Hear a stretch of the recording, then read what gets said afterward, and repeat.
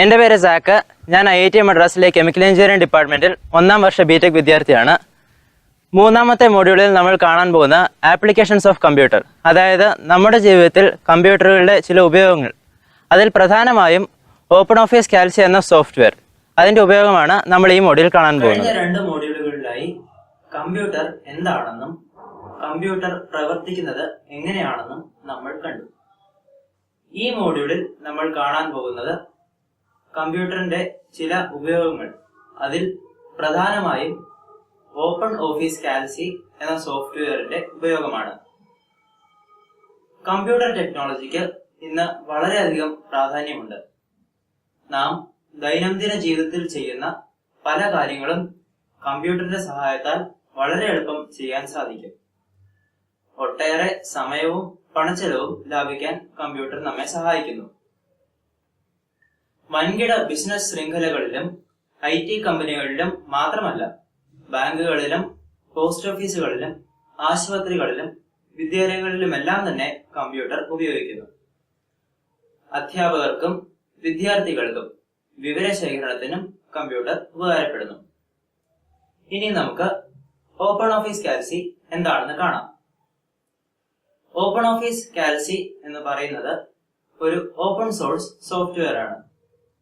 അതായത് ഈ സോഫ്റ്റ്വെയർ നമുക്ക് പണമടയ്ക്കാതെ ഇന്റർനെറ്റിൽ നിന്നും ഡൗൺലോഡ് ചെയ്ത് ഫ്രീ ആയി ഉപയോഗിക്കാം.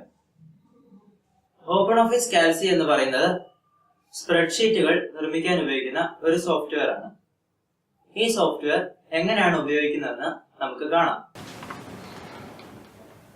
ഇനി നമുക്ക് ഈ സോഫ്റ്റ്വെയർ ഉപയോഗിക്കുന്നത് എങ്ങനെയെന്ന് നോക്കാം.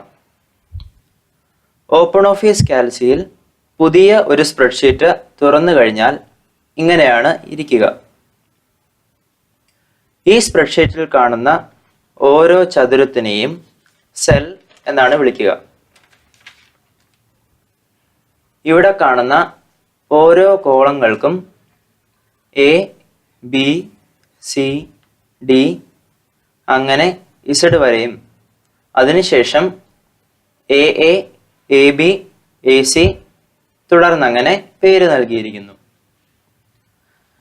ഓരോ റോകൾക്കും 1, 2, 3, 4 തുടർന്നങ്ങനെ പേര് നൽകിയിരിക്കുന്നു. ഒരു സെല്ലിന്റെ നേരെ മുകളിൽ കാണുന്ന അക്ഷരവും നേരെ ഇടത്ത് കാണുന്ന അക്കവും ചേരുന്നതാണ് ആ സെല്ലിന്റെ അഡ്രസ് എന്ന് പറയുന്നത്. ഇനി നമുക്ക് ഓപ്പൺ ഓഫീസ് കാൽസിയിലെ വിവിധ ടൂൾ ബാറുകൾ ഏവ എന്ന് കാണാം. ഈ ഏറ്റവും മുകളിൽ കാണുന്ന tool bar main menu tool bar എന്ന് അറിയപ്പെടുന്നു. ഈ ടൂൾ ബാറിൽ ഒരു സ്പ്രെഡ്ഷീറ്റിൽ നൽകാനുള്ള അടിസ്ഥാനപരമായ നിർദ്ദേശങ്ങൾ അടങ്ങിയിരിക്കുന്നു. ഇതിന് താഴെ കാണുന്നതാണ് ഫങ്ഷൻസ് ടൂൾ ബാർ. ഈ ടൂൾ ബാറിൽ പുതിയൊരു സ്പ്രെഡ്ഷീറ്റ് നിർമ്മിക്കാനോ അതല്ലെങ്കിൽ മുൻപേ ഉണ്ടാക്കിയ ഒരു സ്പ്രെഡ്ഷീറ്റ് തുറക്കുക, സ്പ്രെഡ്ഷീറ്റ് സേവ് ചെയ്യുക, പ്രിന്റ് ചെയ്യുക തുടങ്ങിയ പലവിധ നിർദ്ദേശങ്ങൾ അടങ്ങിയിരിക്കുന്നു. ഇതിന് താഴെ കാണുന്ന ഫോർമാറ്റിംഗ് ടൂൾ ബാറിൽ ടൈപ്പ് ചെയ്ത ടെക്സ്റ്റിന്റെ ഫോണ്ട് കളർ, അലൈൻമെന്റ് തുടങ്ങിയവ മാറ്റാനും അക്കങ്ങളുടെ രൂപഘടന മാറ്റാനും ബോർഡറുകൾ വരയ്ക്കാനും ഉപകരിക്കുന്നു. ഇതിന് താഴെ കാണുന്നതാണ് ഫോർമുല ടൂൾ ബാർ. ഇതിൽ കാണുന്ന ആദ്യത്തെ കളത്തിനെ നെയിം ബോക്സ് എന്നാണ് വിളിക്കുക. ഈ കളത്തിൽ സെല്ലിന്റെ അഡ്രസ് രേഖപ്പെടുത്തിയിരിക്കുന്നു. രണ്ടാമത്തെ നീണ്ട വെളുത്ത ഈ കളത്തിനെ ഇൻപുട്ട് ലൈൻ എന്നാണ് വിളിക്കുക. നിങ്ങൾ സെലക്ട് ചെയ്ത സെല്ലിൽ ഡേറ്റ എൻ്റർ ചെയ്യണമെങ്കിൽ ഇൻപുട്ട് ലൈനിൽ നിന്ന് നേരിട്ട് എൻ്റർ ചെയ്യാവുന്നതുമാണ്. ഇനി ഒരു സെല്ലിൽ ഡേറ്റ അഥവാ വിവരങ്ങൾ എങ്ങനെ എഴുതുമെന്ന് നോക്കാം. ആദ്യമായി ഡേറ്റ എൻ്റർ ചെയ്യേണ്ട സെല്ലിൽ ക്ലിക്ക് ചെയ്യുക. ഇപ്പോൾ നിങ്ങൾ സെലക്ട് ചെയ്ത സെല്ലിന് ചുറ്റും ഒരു കറുത്ത ചതുരം പ്രത്യക്ഷപ്പെട്ടിരിക്കുന്നതും ആ സെല്ലിൻ്റെ റോ, കോളം അഡ്രസ്സുകൾ എടുത്തു കാണപ്പെടുന്നതും ശ്രദ്ധിക്കുക. ഈ സെല്ലിനെയാണ് ആക്റ്റീവ് സെൽ എന്ന് വിളിക്കുക. ഇനി ഈ സെല്ലിൽ നിങ്ങൾ എൻ്റർ ചെയ്യേണ്ട ഡേറ്റ എന്താണെന്ന് വെച്ചാൽ ടൈപ്പ് ചെയ്യുക.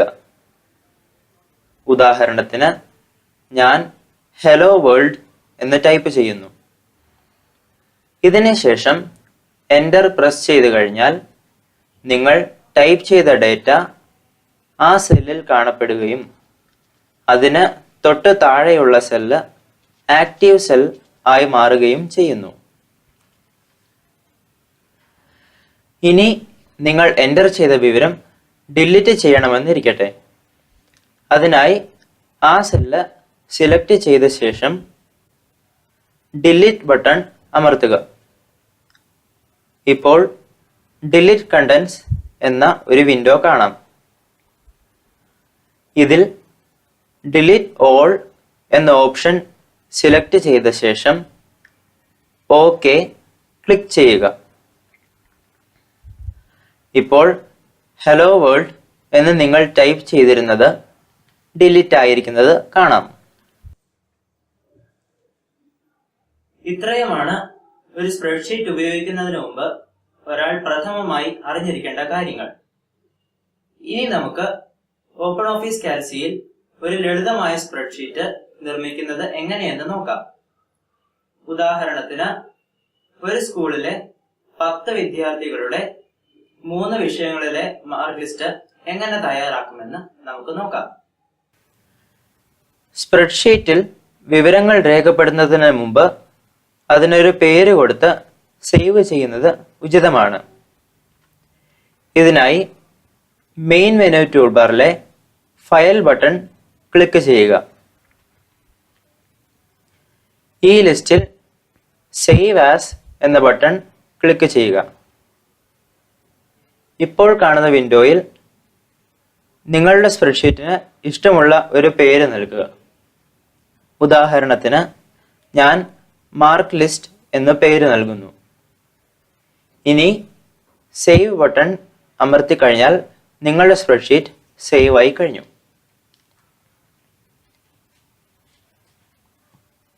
ഇനി നമുക്ക് മാർക്ക് ലിസ്റ്റ് തയ്യാറാക്കാം. ആദ്യത്തെ കോളത്തിൽ നമുക്ക് ആ വിദ്യാർത്ഥികളുടെ പേരുകൾ എൻ്റർ ചെയ്യാം. അതിനായി ആ കോളത്തിന് നമുക്ക് നെയിം എന്ന പേര് നൽകാം. ഇതിന് താഴെയായി 10 വിദ്യാർത്ഥികളുടെ പേരുകൾ എൻ്റർ ചെയ്യുന്നു.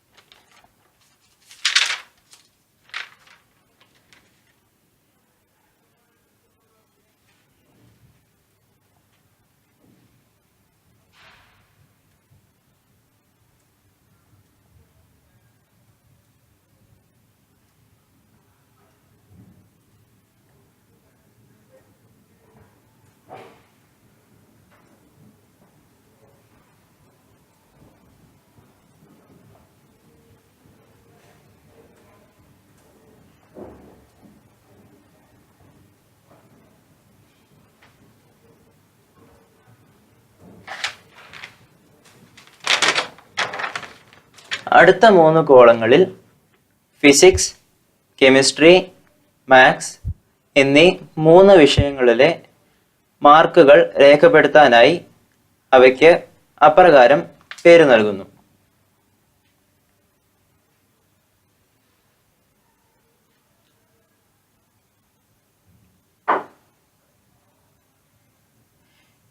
ഇനി നമുക്ക് ചെയ്യേണ്ടത് മാർക്കുകൾ എൻ്റർ ചെയ്യുക എന്നതാണ്. ഇവിടെ നമുക്ക് ഒരു സെല്ലിൽ എന്തുവിധം ഡേറ്റയാണ് രേഖപ്പെടുത്തുന്നതെന്ന് നേരത്തെ നിർദ്ദേശിക്കാനുള്ള സൗകര്യം ഉണ്ട്. ഈ സൗകര്യത്തിനെ ഡേറ്റ വാലിഡിറ്റി എന്നാണ് പറയുക.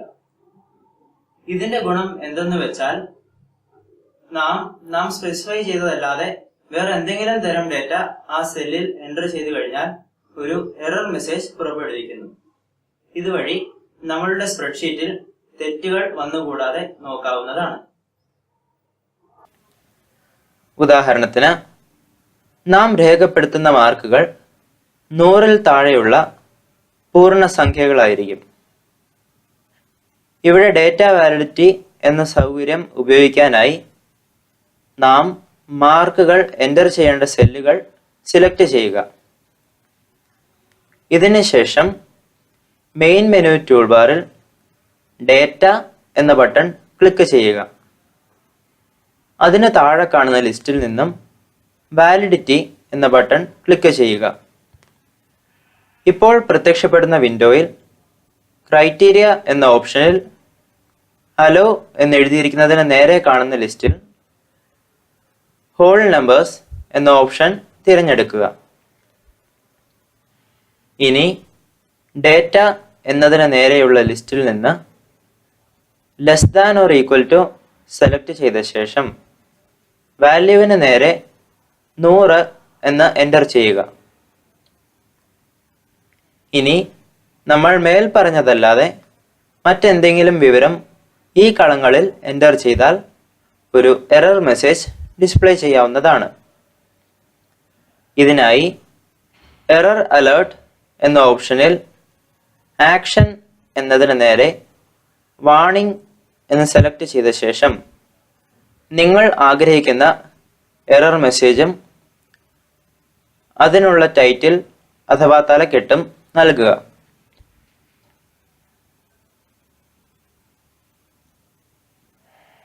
ഇനി ഓക്കെ ക്ലിക്ക് ചെയ്യുക. ഇനി നിങ്ങൾ സെലക്ട് ചെയ്തിരുന്ന ഒരു സെല്ലിൽ 100-ൽ കൂടിയ ഒരു സംഖ്യയോ അല്ലെങ്കിൽ അക്ഷരങ്ങളോ ടൈപ്പ് ചെയ്ത് നോക്കൂ. എറർ മെസ്സേജ് ഡിസ്പ്ലേ ചെയ്യുന്നത് കാണാം. ശരി, ഇനി നമുക്ക് 3 വിഷയങ്ങളിലെയും എല്ലാവരുടെയും മാർക്കുകൾ എൻ്റർ ചെയ്യാം.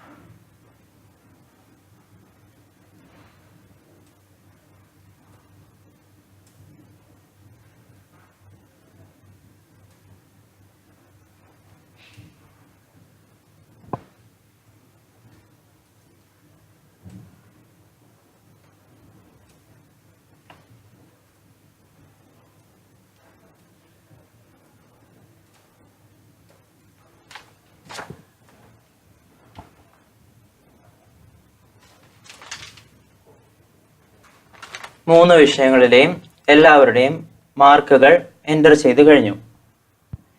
ഇനി നമ്മൾ എൻ്റർ ചെയ്ത പേരുകൾ അക്ഷരമാലാക്രമത്തിൽ അടുക്കാനുള്ള സൗകര്യവും ഇതിലുണ്ട്. ഇതിനായി മെയിൻ മെനുവിൽ ഡേറ്റ എന്ന ബട്ടൺ ക്ലിക്ക് ചെയ്ത ശേഷം അതിന് താഴെ കാണുന്ന സോർട്ട് എന്ന ഓപ്ഷൻ ക്ലിക്ക് ചെയ്യുക. ഇപ്പോൾ പ്രത്യക്ഷപ്പെടുന്ന വിൻഡോയിൽ സോർട്ട് ക്രൈറ്റീരിയയിൽ സോർട്ട് ബൈ എന്ന ലിസ്റ്റിൽ നെയിം എന്ന് സിലക്ട് ചെയ്ത ശേഷം അസെൻഡിങ് എന്ന ഓപ്ഷൻ സിലക്ട് ചെയ്യുക. ഇനി ഓക്കെ ക്ലിക്ക് ചെയ്യുക. ഇപ്പോൾ നമ്മൾ രേഖപ്പെടുത്തിയ വിവരങ്ങൾ പേരുകളുടെ അക്ഷരമാലാക്രമത്തിൽ അടുക്കിയിരിക്കുന്നതായി കാണാം. ക്രമത്തിൽ അടുക്കിയ ഈ സ്പ്രെഡ്ഷീറ്റിൽ വിദ്യാർത്ഥികളുടെ റോൾ നമ്പർ കൂടി കാണിക്കണമെന്നിരിക്കട്ടെ. അങ്ങനെയെങ്കിൽ നെയിം എന്ന കോളത്തിന് മുൻപ് ഒരു പുതിയ കോളം ഇൻസേർട്ട് ചെയ്യേണ്ടിയിരിക്കുന്നു. അതിനായി നെയിം എന്ന കോളം സിലക്ട് ചെയ്ത ശേഷം മെയിൻ മെനു ടൂൾ ബാറിൽ ഇൻസേർട്ട് ബട്ടൺ ക്ലിക്ക് ചെയ്യുക. ഈ ലിസ്റ്റിൽ കോളംസ് എന്ന ഓപ്ഷൻ ക്ലിക്ക് ചെയ്യുക. ഇപ്പോൾ പുതിയതായി ഒരു കോളം ഉണ്ടായിരിക്കുന്നത് കാണാം. ഈ കോളം നേരത്തെ സിലക്ട് ചെയ്ത കോളത്തിന്റെ ഇടത് വശത്താണ് പ്രത്യക്ഷപ്പെട്ടത് എന്നത് ശ്രദ്ധിക്കുക. പുതിയ കോളത്തിന് റോൾ നമ്പർ എന്ന് പേര് നൽകി. ഇനി ഒന്നെങ്കിൽ നമുക്ക് ഓരോ റോയിലും 1, 2, 3, 4 ഇങ്ങനെ ടൈപ്പ് ചെയ്ത് പോകാം. അതല്ലെങ്കിൽ ഇതിനു പകരം നമുക്ക് ഉപയോഗിക്കാവുന്ന ഒരു എളുപ്പ വഴിയാണ് ഓട്ടോഫിൽ. ഇതിനായി റോൾ നമ്പറിന് താഴെ ആദ്യത്തെ സെല്ലിൽ 1 എന്ന് ടൈപ്പ് ചെയ്യുക. അതിനുശേഷം ആ സെല്ല് സെലക്ട് ചെയ്യുക. ഇപ്പോൾ ആ സെല്ലിന് ചുറ്റും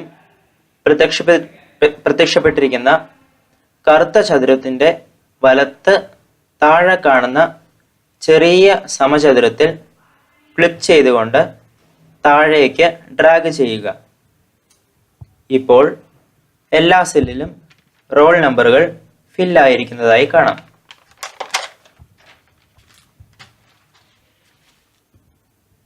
ഇനി നമ്മൾ നേരത്തെ രേഖപ്പെടുത്തിയ ഓരോരുത്തരുടെയും മാർക്കുകളുടെ ആകെ തുക കണക്കാക്കണം. ഇതിനായി ടോട്ടലിന് താഴെയുള്ള സെല്ല് സിലക്ട് ചെയ്ത ശേഷം ഫോർമുല ടൂൾ ബാറിൽ ഇൻപുട്ട് ലൈനിൽ C2 + D2 + E2, അതായത് ആ വിദ്യാർത്ഥിയുടെ മാർക്കുകൾ രേഖപ്പെടുത്തിയ സെല്ലുകളുടെ അഡ്രസ്സുകൾ ഈ സമവാക്യ രൂപത്തിൽ കൊടുക്കുക. ഇപ്പോൾ ടോട്ടലിന് താഴെയുള്ള സെല്ലിൽ 3 മാർക്കുകളുടെയും ആകെത്തുക രേഖപ്പെടുത്തിയിരിക്കുന്നത് കാണാം. ഇത് ഓരോ തവണയും ആവർത്തിച്ച് ചെയ്യുന്നതിന് പകരം നമ്മൾ നേരത്തെ കണ്ട ഓട്ടോഫിൽ ഓപ്ഷൻ വെച്ച് വളരെ എളുപ്പം ചെയ്യാവുന്നതാണ്.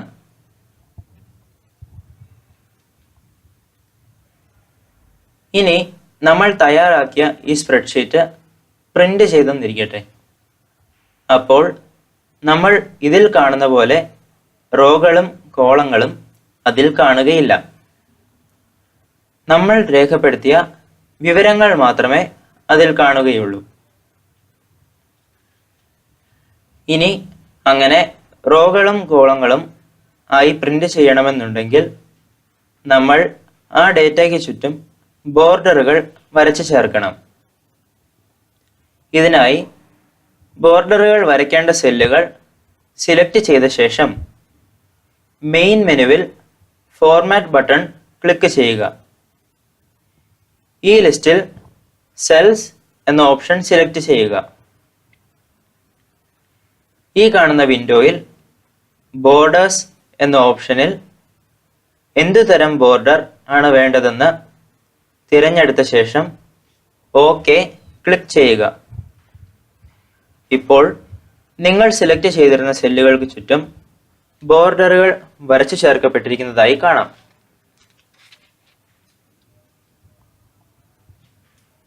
ഇനി ഇതിൽ കാണുന്ന ലിസ്റ്റിലെ ഓരോ തലക്കെട്ടുകളും എടുത്തു കാണപ്പെടുന്നുണ്ടെങ്കിൽ ആ സെല്ലുകൾ സിലക്ട് ചെയ്ത ശേഷം ഫങ്ഷൻസ് ടൂൾ ബാറിൽ ഈ കാണുന്ന ബട്ടൺ അമർത്തിയാൽ മതി. ഇപ്പോൾ തലക്കെട്ടുകളെല്ലാം തന്നെ എടുത്തു കാണപ്പെടുന്നതായി കാണാം.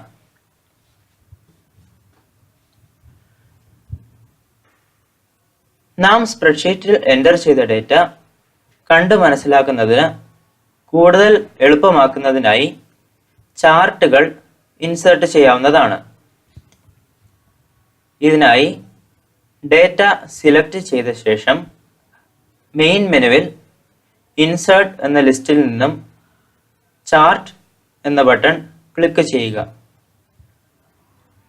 ഈ വിൻഡോയിൽ നിങ്ങൾക്ക് ആവശ്യമായ ചാർട്ട് ടൈപ്പ് ഏതാണെന്ന് തിരഞ്ഞെടുത്ത ശേഷം ഡേറ്റ റേഞ്ചിൽ ഡേറ്റ സീരീസ് റോയിലാണോ കോളത്തിലാണോ എന്ന് രേഖപ്പെടുത്തുക. ഇവിടെ നമ്മൾ ഓരോ സീരീസും കോളങ്ങളിൽ എൻ്റർ ചെയ്തതുകൊണ്ട് data series in columns select ചെയ്യുക.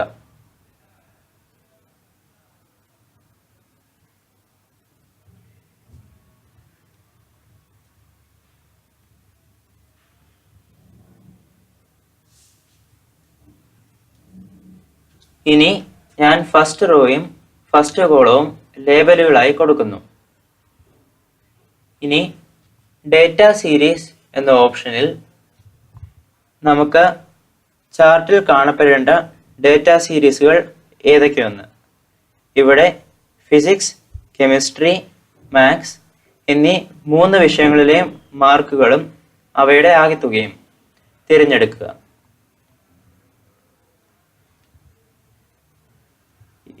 ഇവിടെ നമുക്ക് ചാർട്ടിൽ കൂടുതൽ ഡേറ്റ സീരീസുകൾ ആഡ് ചെയ്യാനും ഇപ്പോഴുള്ളവ റിമൂവ് ചെയ്യാനുമുള്ള സൗകര്യം ഉണ്ട്.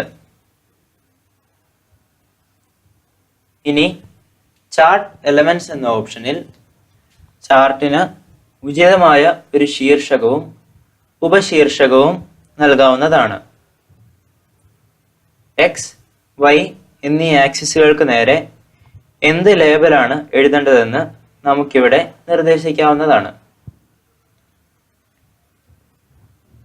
ഇത്രയും ചെയ്ത ശേഷം ഓക്കെ ക്ലിക്ക് ചെയ്ത് കഴിഞ്ഞാൽ നിങ്ങൾ നിർദ്ദേശിച്ചതുപോലുള്ള ഒരു ബാർ ഗ്രാഫ് ഉണ്ടായിരിക്കുന്നതായി കാണാം. ഇത്രയുമാണ് ഒരു ലളിതമായ സ്പ്രെഡ്ഷീറ്റ് നിർമ്മിക്കാൻ ഓപ്പൺ ഓഫീസ് കാൽസിയിൽ നമ്മൾ ഉപയോഗിക്കുന്ന ഫീച്ചേഴ്സ്. ഇനി ഇത് കൂടാതെ ഒട്ടനവധി ഫീച്ചേഴ്സ് ഓപ്പൺ ഓഫീസ് കാൽസിയിലുണ്ട്. അവ കൊണ്ട് നിങ്ങളുടെ സ്പ്രെഡ്ഷീറ്റുകൾ കൂടുതൽ മനോഹരവും മനസ്സിലാക്കാൻ എളുപ്പമുള്ളതുമാക്കി തീർക്കാവുന്നതാണ്. അവയൊക്കെ നിങ്ങൾക്ക് തന്നെ സൗകര്യാർത്ഥം പര്യവേക്ഷിച്ചറിയാവുന്നതാണ്. നിങ്ങളുടെ പക്കൽ ഓപ്പൺ ഓഫീസ് കാൽസി എന്ന സോഫ്റ്റ്വെയർ ഇല്ലെങ്കിൽ അത് ഇന്റർനെറ്റിൽ നിന്നും വളരെ എളുപ്പം ഡൗൺലോഡ് ചെയ്യാവുന്നതാണ്. അതിനായി ഓപ്പൺ ഓഫീസ് കാൽസി എന്ന് ഗൂഗിൾ ചെയ്ത ശേഷം ഈ കാണുന്ന ലിങ്കിൽ ക്ലിക്ക് ചെയ്യുക. ഈ വിൻഡോയിൽ ഡൗൺലോഡ് എന്ന ബട്ടൺ ക്ലിക്ക് ചെയ്ത ശേഷം ഈ ബട്ടൺ അമർത്തി ഈ സോഫ്റ്റ്വെയർ വളരെ എളുപ്പം ഡൗൺലോഡ് ചെയ്യാവുന്നതാണ്.